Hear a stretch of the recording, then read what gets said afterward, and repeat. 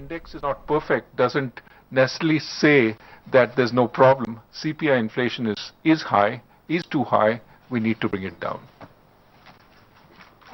Lata, but please use the mic and announce your name. Okay, Lata Venkatesh, CNBC TV 18. Governor, should we understand, since you said that you're accepting some of the recommendations of the Urjit Patel report, should we accept that inflation targeting will be the way to go? Have you swerved from multi-indicator to single-indicator approach? And therefore, where does core CPI figure? I mean, will you look at that number, or will you only look at headline number? What should the market expect you to look at in the days to come? Accepting some of the recommendations of the Urjit Patel report, should we accept that inflation targeting will be the way to go? Have you swerved from multi-indicator to single-indicator approach? And therefore, where does core CPI figure? I mean, will you look at that number, or will you only look at headline number? What should the market expect you to look at in the days to come?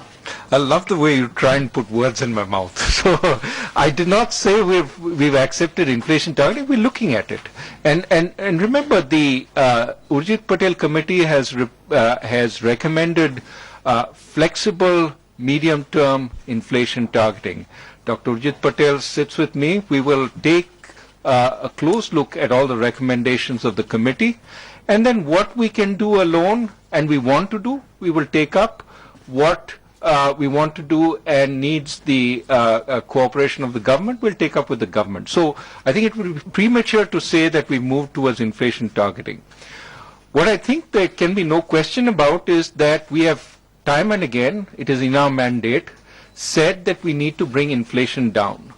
We've also said, and I think this is quite clear, that the best way for us to sustain growth over the medium term is really to bring inflation down. There is really no trade-off between growth and inflation. That said, we are cognizant of the weak state of the economy, which is why any disinflationary path must take that into account. As I said, the Urjit Patel committee, based on a fair amount of deliberation and study, has suggested a disinflationary path.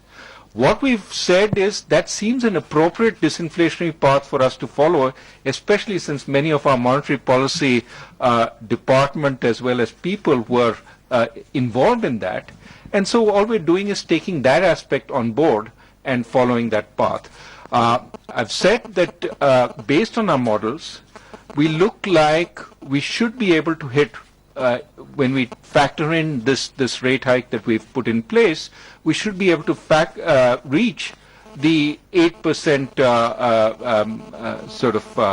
objective by the end of the year, and that's exactly what we're looking for. No, second question, Lata. We'll come back if necessary.